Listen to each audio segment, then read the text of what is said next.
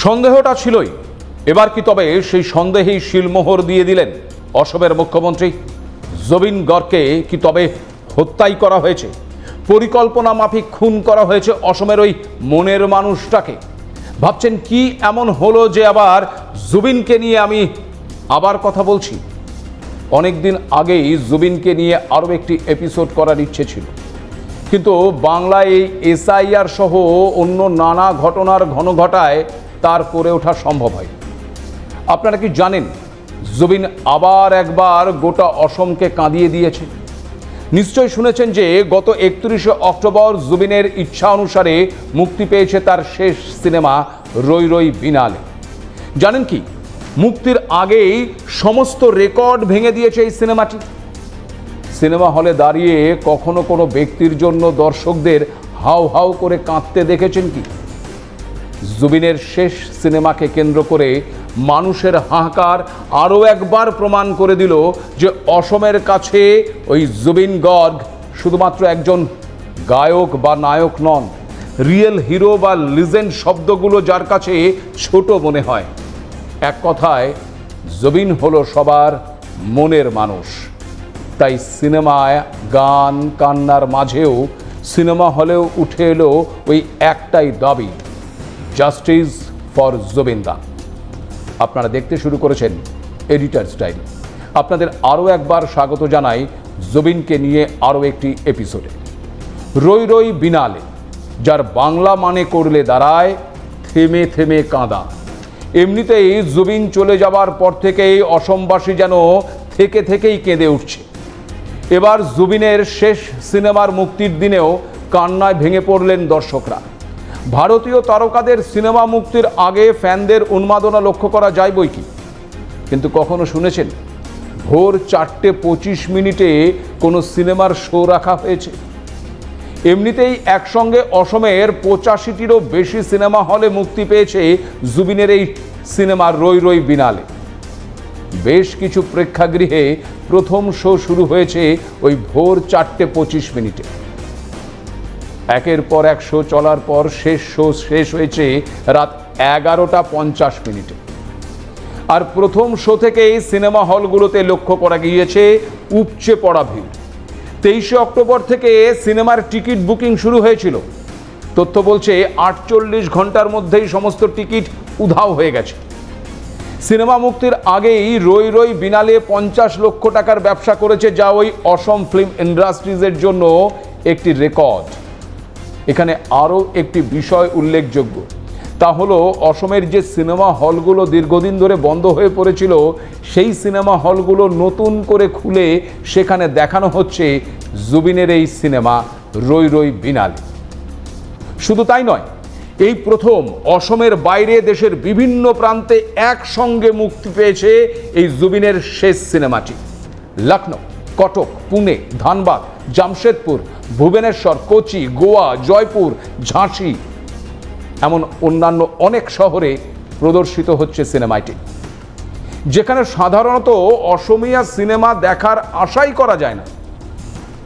The টেলিগ্রাফের একটি প্রতিবেদন অনুসারে ছবিটি উত্তর পূর্বাঞ্চলের 91টি স্ক্রিনে মুক্তি পেয়েছে, আর সমগ্র ভারত জুড়ে 92টি স্ক্রিনে মুক্তি পেয়েছে। যেভাবে একের পর এক শোয়ের টিকিট বিক্রি হয়ে গেছে, তাতে সিনেমা বিশেষজ্ঞরা অনুমান করছে এই রই রই বিনালে 30 থেকে 50 কোটি টাকা আয় করতে পারে। আর এমনটা হলে সেটাও হবে ওই অসম সিনেমায় সর্বকালীন রেকর্ড। তবে শুধুই কি জুবিনের শেষ সিনেমা বলেই মানুষের এত ভিড়, এত উন্মাদনা, নাকি সিনেমাটির বিষয়েও রয়েছে কোনো মেসেজ? আপনাদের জানাই, এই সিনেমার গল্পটি বহু বছর আগেই লিখেছিলেন স্বয়ং জুবিন। 2022 সাল থেকে সিনেমার শুটিং শুরু হয়। সিনেমাটি একটি মিউজিক্যাল রোমান্টিক ড্রামা হলেও এটি জুবিনের একটি ড্রিম প্রজেক্টও ছিল। রই রই বিনালেতে জুবিন গর্গ তার শেষ চরিত্রে একজন অন্ধ সঙ্গীত শিল্পীর ভূমিকায় অভিনয় করেছেন, যার সমুদ্রের প্রতি ছিল এক অদ্ভুত টান। এখানেই যেন জুবিনের শেষ দিন আর শেষ সিনেমার এক অদ্ভুত মেলবন্ধন ঘটেছে। কারণ গত 19শে সেপ্টেম্বর সমুদ্রে স্কুবা ডাইভ করতে গিয়ে মৃত্যু হয়েছিল জুবিনের। আর শেষ সিনেমাটিও শুরু হচ্ছে সমুদ্র দিয়ে, আবার শেষও হয়েছে সেই সমুদ্রে। সিনেমায় জুবিন একজন অন্ধ গায়কের চরিত্রে অভিনয় করেছেন। দেখতে না পেলেও সে বারবার সমুদ্রকেই ছুঁতে চায়। তবে গল্পে এসেছে সন্ত্রাসবাদ। সন্ত্রাসবাদের ক্ষত থেকে সেরে ওঠা একটি অঞ্চলের পটভূমিতেই তৈরি হয়েছে সিনেমাটি। সন্ত্রাসের আঘাতের স্থায়ী প্রভাব খোঁজার চেষ্টা হয়েছে। পাশাপাশি একটি প্রশ্নও ছুঁড়ে দেওয়া হয়েছে জুবিনের ওই শেষ সিনেমাটিতে, আর তা হলো শিল্প কি শিল্পীর সেবা করবে নাকি মানুষের? এই প্রশ্নের উত্তরটা মনে হয় জুবিন তার নিজের জীবন দিয়েই বুঝিয়ে দিয়ে গিয়েছেন। কারণ জুবিন একজন শিল্পী হলেও মানুষই ছিল তার কাছে সবচেয়ে বড়। মানুষের জন্যই ছুটে গেছেন তিনি বারবার। উপার্জিত অর্থ বিলিয়ে দিয়েছেন অবলীলায়। তাই মনে হয় অসমের প্রতিটি মানুষের কাছে জুবিন মনের মানুষ হয়ে উঠেছেন। আর সেই মনের মানুষের শেষ সিনেমা দেখতে এসে কান্নায় ভেঙে পড়তে দেখা গেল তরুণ প্রজন্ম থেকে শুরু করে সব শ্রেণীর মানুষকে। সমাজ মাধ্যমে ছড়িয়ে পড়া নানান ছবি ফের একবার প্রমাণ করে দিচ্ছে জুবিন ছিল অসমের জীবন। সিনেমা হলো লাস্ট সপ্তাহে তো আসো।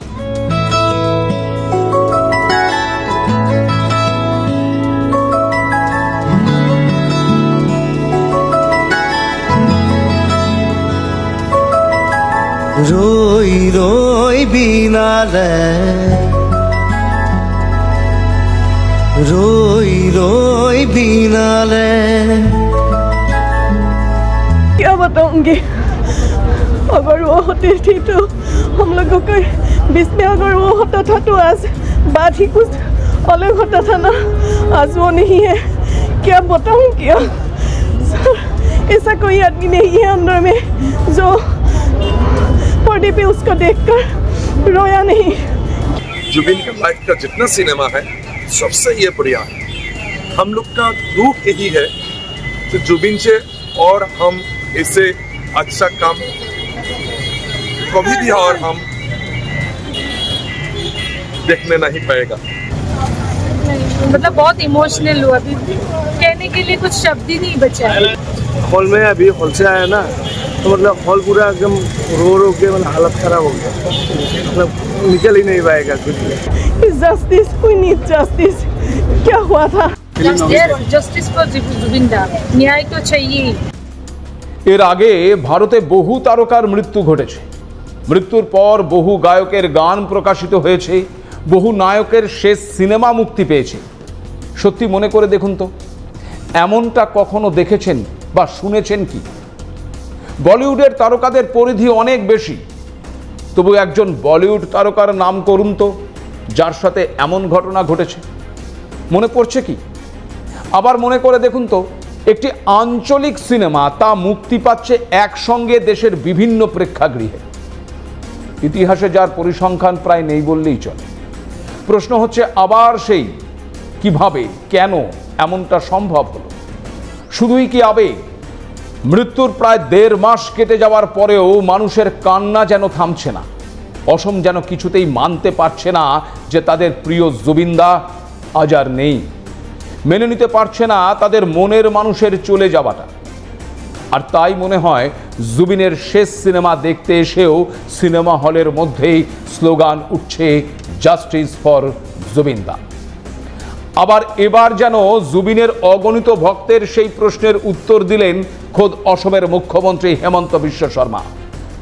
জুবিনের মৃত্যুকে খুন বলেই অভিহিত করেছেন অসমের মুখ্যমন্ত্রী। কিন্তু কেন? তদন্তে কি এমন উঠে এসেছে যার জন্য হেমন্ত বিশ্ব শর্মা এমনটা বললেন? জুবিন খুন হয়ে থাকলে খুনের জন্য কে দায়ী? কে বা কারা পরিকল্পনা করেছিল এই খুনের?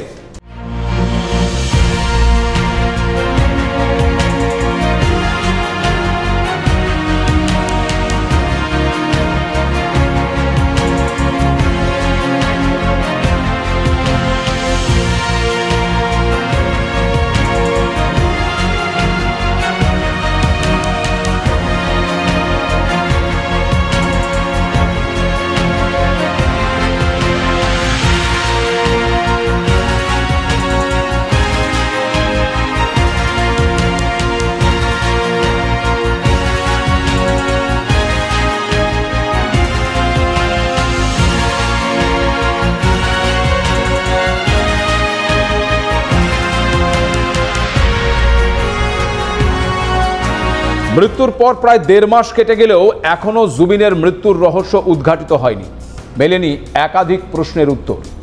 জুবিনের অগণিত ভক্ত এবং অসমবাসী সেই উত্তর খুঁজছেন আর থেমে থেমে কেঁদে উঠছেন। সিটের ওপর ভরসা রাখার কথা জানিয়েছিলেন অসমের মুখ্যমন্ত্রী হেমন্ত বিশ্ব শর্মা। গত শুক্রবার মুখ্যমন্ত্রী জানিয়েছিলেন জুবিনের মৃত্যুর সঙ্গে সম্পর্কিত টক্সিকোলজি রিপোর্ট অসম সিআইডির কাছে পাঠিয়েছে। তবে রিপোর্টটি এখনও গুয়াহাটিতে পৌঁছয়নি, যেখানে বিশেষ তদন্ত দল মানে সিট মামলার বিস্তারিত তদন্ত করছে। সিটের তদন্ত যথেষ্ট অগ্রগতি রয়েছে বলেও দাবি করেছিলেন তিনি এবং নির্ধারিত সময়ের মধ্যেই চার্জশিট দাখিল করা হবে বলেও জানিয়েছিলেন। কিন্তু গত সোমবার মুখ্যমন্ত্রী হেমন্ত বিশ্ব শর্মা একেবারে পরিষ্কারভাবে জানিয়ে দিয়েছেন যে 19শে সেপ্টেম্বর সুপারস্টার জুবিন গার্গের মৃত্যু একটি হত্যা ছিল। যদিও সিঙ্গাপুর এবং অসমের উভয় দেশই এখনও জুবিনের মৃত্যুর তদন্ত চালাচ্ছে। বিশেষ তদন্তকারী দল মানে ওই সিট আগামী ডিসেম্বরের মাঝামাঝি সময় তাদের চার্জশিট জমা দেবে। সোমবার মুখ্যমন্ত্রী সাফ জানিয়েছেন যে তিনি আর জুবিন গার্গের মৃত্যুকে দুর্ঘটনা হিসেবে উল্লেখ করবেন না।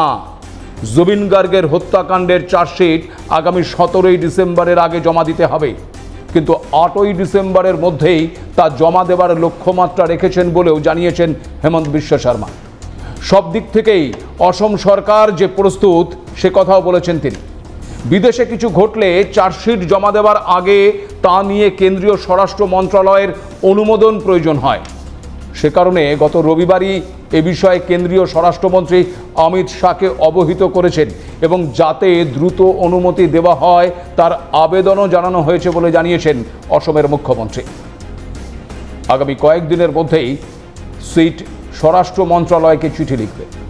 অনুমোদন পাওয়ার পরেই আগামী 8, 9 অথবা 10ই ডিসেম্বর চার্জশিট দাখিল করার কথা বলেছেন তিনি।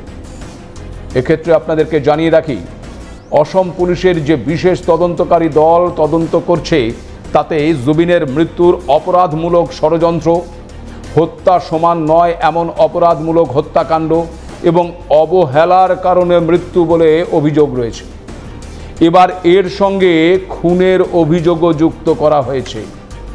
আপনারা জানেন যে ইতিমধ্যেই জুবিন মামলায় 7 জনকে গ্রেপ্তার করা হয়েছে, যার মধ্যে রয়েছে জুবিনের ম্যানেজার, সিঙ্গাপুর উৎসবের আয়োজক, 2 ব্যান্ডমেট, জুবিনের কাকাতো ভাই এবং 2 জন ব্যক্তিগত নিরাপত্তা রক্ষীও। প্রশ্ন হচ্ছে, যদি জুবিনকে খুন করা হয়ে থাকে তবে কে বা কারা এই খুনের সঙ্গে যুক্ত? যারা গ্রেপ্তার হয়েছে তারা নাকি তাদের বাইরেও কোনো প্রভাবশালীর হাত রয়েছে ওই জুবিনের হত্যার পেছনে? যদি জুবিনকে খুন করা হয়ে থাকে তবে কি পরিকল্পনা করেই এই খুনের ছক কষা হয়েছিল? চিকিৎসকদের বারণ সত্ত্বেও পরিবারের কাউকে না জানিয়ে কিভাবে জুবিনকে ওই স্কুবা ডাইভের জন্য নিয়ে যাওয়া হলো তা নিয়ে আগেই প্রশ্ন উঠেছে। এবার খোদ মুখ্যমন্ত্রী জুবিনের মৃত্যুকে খুন বলে আখ্যা দেওয়ায় গোটা বিষয়টি নিয়ে ফের একবার সরব হয়েছে জুবিনের ভক্তরা। জুবিনকে খুন করার কারণ কি? সম্পত্তি, টাকার লেনদেন, নাকি এর পেছনে রয়েছে অন্য কোনো কারণ? জুবিনের সোজা সাপটা জবাব আর জুবিনের জনপ্রিয়তার কারণেই কি রাজনৈতিক দলগুলোর কাছে জুবিন পথের কাঁটা হয়ে উঠেছিলেন? আজ যখন অসমের শাসক বিরোধী উভয় পক্ষই এই জুবিনের জনপ্রিয়তাকে তাদের রাজনৈতিক হাতিয়ার করতে চাইছে, তখন দেশ জুড়ে থাকা জুবিন ভক্তদের একটাই দাবি, সঠিক সত্য সামনে আসুক। আর সত্যিই যদি জুবিনের মৃত্যুর জন্য কেউ দায়ী হয় তবে তারা শাস্তি পাক। 19শে সেপ্টেম্বর মৃত্যুর 3 দিন আগে 15ই সেপ্টেম্বর জুবিন তার নতুন সিনেমা ওই রই রই বিনালে নিয়ে একটি নোট লিখেছিলেন। জুবিনের স্ত্রী গরিমা সেই নোটটি শেয়ার করেছেন, যেখানে সিনেমাটিকে সবাইকে দেখার জন্য অনুরোধ করে গিয়েছিলেন খোদ জুবিন। আর এখন জুবিনের নতুন সিনেমার জন্য কোনো আলাদা করে প্রচারের প্রয়োজন পড়ছে না। তার অনুগামী ভক্তরাই পোস্টার হাতে রাস্তায় নেমে পড়েছেন। জুবিনের শেষ ছবি রই রই বিনালের প্রচার করছেন। এটাও মনে হয় একটি রেকর্ড। জীবদ্দশায় কাউকে চিনতে পারা না গেলেও একটি মানুষ কি করে চলে গেলেন তা তার চলে যাওয়ার পর বোঝা যায়।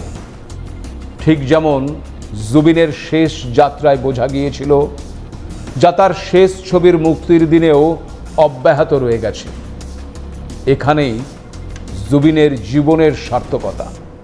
তাই মনে হয় জুবিনকে নিয়ে জয়ধ্বনি হচ্ছে, সবাই সমস্বরে বলছেন জয় জুবিন দা, জাস্টিস ফর জুবিন দা। আজ এ পর্যন্তই, নমস্কার।